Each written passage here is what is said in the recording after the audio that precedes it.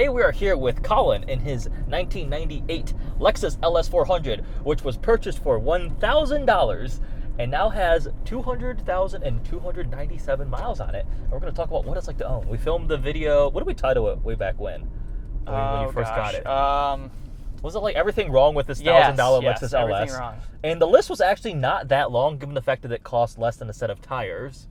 But what has it been like to own a very decently high mileage LS400? Well, surprisingly, I think the experience has been probably one of the best car ownerships really I've had. I've owned a lot of BMWs, as you saw in the 997 video, and this is my first Toyota, and I'm absolutely impressed. I mean, for the mileage, for how it performs, I'm just surprised that a car with this many miles is able to handle the wear and tear. I put 11,000 miles on it so far.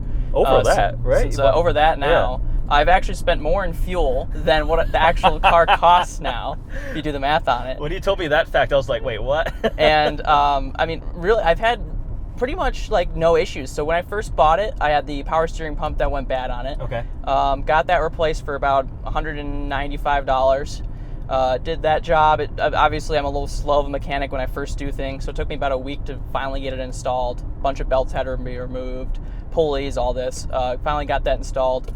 And then I also ended up recently swapping the wheels and tires on it. So my buddy Grady had a LS400. The thing ended up having some issues with it. It was a pre-98 model, so it had a 4-speed, and the 4-speeds are just not very good transmissions.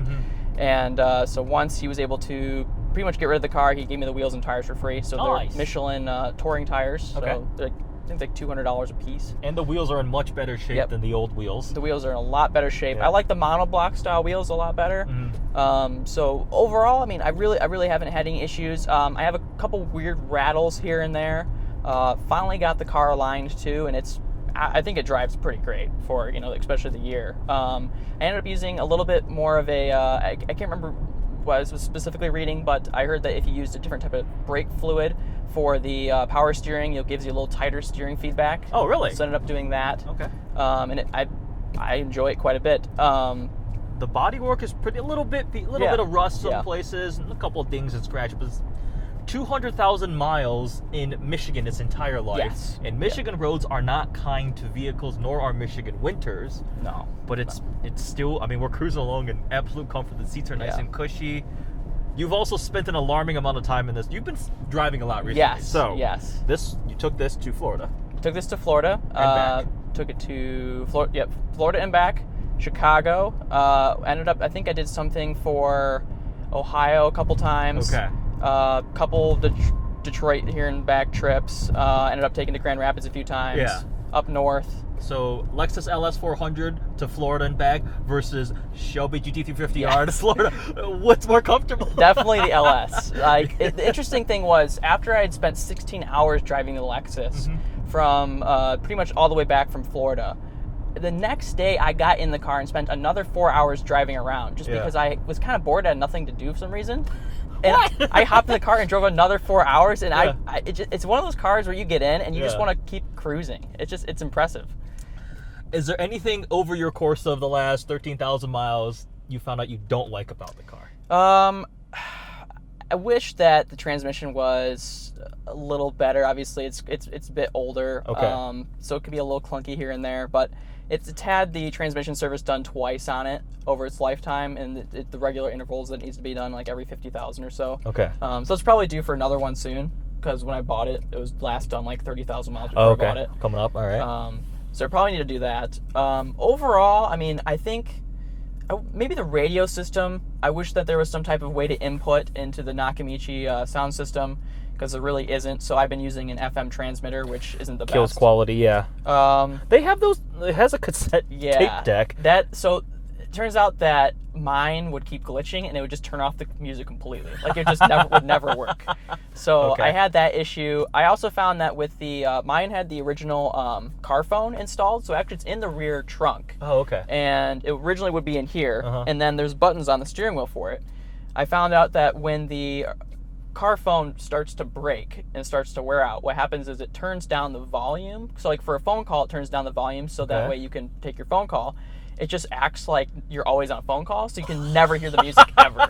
That is a funny glitch. So I thought that I had to spend $1,000 to get the sound system fixed. Yeah. Turns out all I had to do was pretty much unplug it, and it solved the There problem. you go. When in doubt, start unplugging things. It hasn't been bad. Honestly, it's been a great car. I could see myself continuing to put more and more miles on it. Yeah. Obviously, in the next week or so, I'm going to be taking it to Arkansas, so another 9 hours in the car and another 9 hours back. It's so comfortable, though. It is and you quite have comfortable. faith in it that it runs well. Not a single leak. You're not. Yeah, that's true. Not a Dry. single It leak. was sitting over the weekend in my garage, and we pulled it out, and it was dry underneath the car. You're not allowed to complain about anything because it's $1,000. Yeah. $1,000 for a car.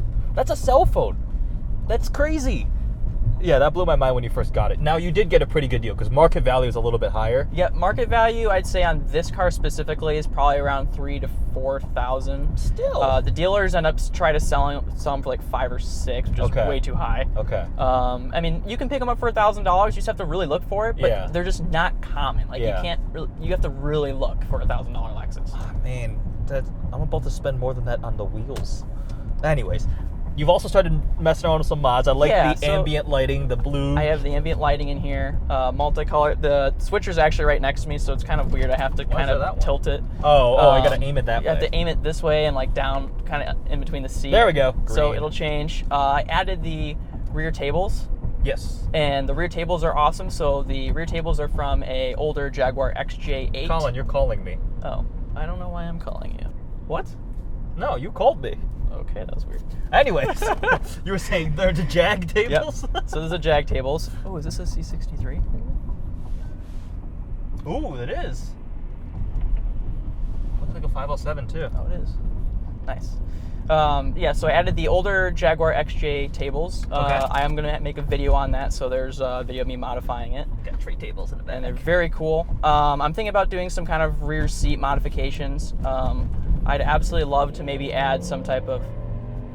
Sorry, it's distracting. Yes. I'd love to add some type of coolers in the back. Nice. So Speaking that'd of be coolers, cool. the AC blows nice and I cold. did get the AC fixed too before my Florida trip. Okay. Recharged, and it's surprisingly holding. Yeah, onto a charge. that is nice and cold. But I mean, honestly, there's really nothing wrong. Like I did the alignment because the alignment was way off. Replaced the control arms on both sides. Did some tie rod ends and some bearings, and I mean it just handles well. So I got prepared to go on a 1,200 mile trip, and it performed excellently. What it's like to own a $1,000 Lexus LS400 with 200,000 miles on it. It sounds pretty awesome. Yeah. When you first got it, we talk all the time. He's telling me, I'm like, I started looking. Remember the green one that I found? But that was pretty higher price and a little more miles. And less miles. The greens are extremely desirable. Yeah, right that now. one was It's cool. just the 90s green on a big sedan. Yeah. It's such a good look. Yeah, it made me kind of want one, but I don't have space, and I have the truck, which is a big boat too. So, but this is so awesome. Yeah. What is your favorite part of it?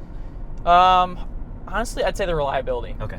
I'd say, like, if you're going to own a Lexus LS400 and you want something that's extremely reliable, fairly cheap to maintain, honestly, it gets even surprisingly better gas mileage than what they say. Okay. A lot of YouTubers will probably say it gets in, like, the low 20s. On my trip to Florida and back, I was able to get 29 miles per gallon. Holy crap. And the thing's rated to, like, 24. Holy crap. So, that's a big contrast of what we were getting in the Shelby coming back. it's a great car. Yeah. If you're looking for something quite reliable and you're looking for a vehicle that is quite obtainable and has a good street presence, people know about this car, they respect this car. Yeah. And it's overall, like, that's my favorite thing is reliability. Yeah.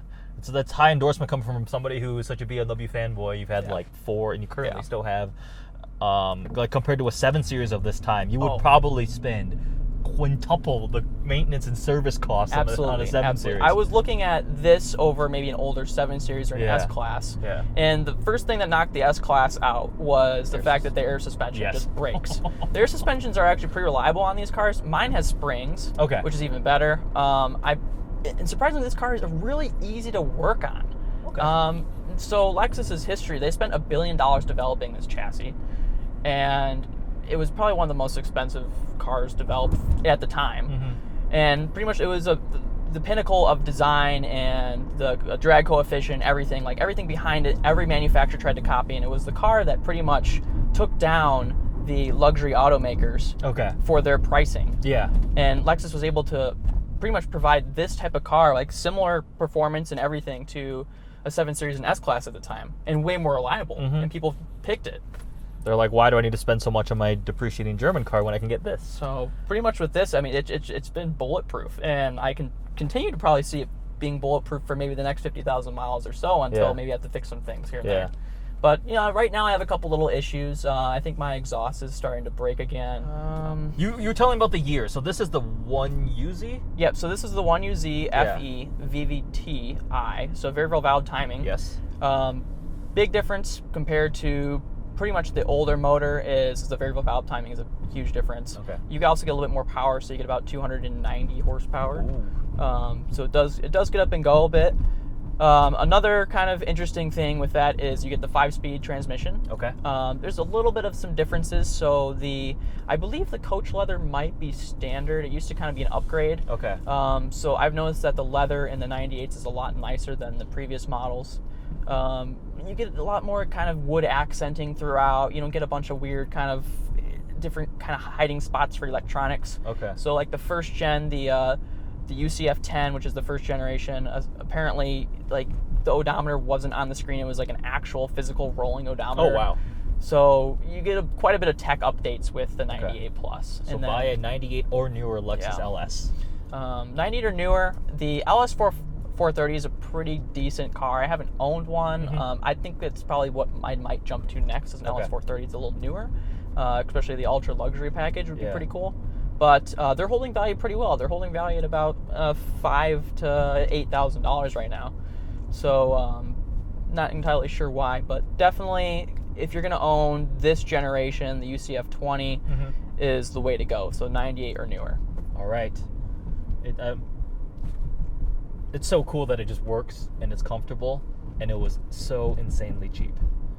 And with that, we're going to wrap up what it's like to own a 200,000 mile Lexus. I hope you get many more miles I hope so. Out of it and continue to enjoy it. And with that, make sure you guys like, comment, and subscribe. Make sure you follow Collin at Collin's Camera. More videos to come soon. Thanks for watching, guys.